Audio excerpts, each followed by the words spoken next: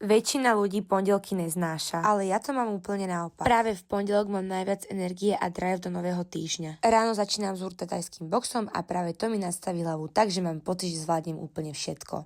Potom sme si ešte s kamoškou dali kávu v prírode a keďže si už vyše 2 týždňov krabičkujem, spravila som si aj meal prep na ďalšie dni.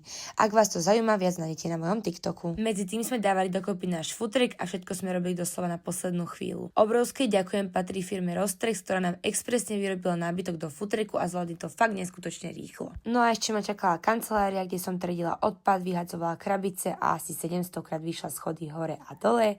To je presne nevýhoda kancelárie na poschodí, ale aspoň to beriem ako kardio. Vždycky si treba poradiť.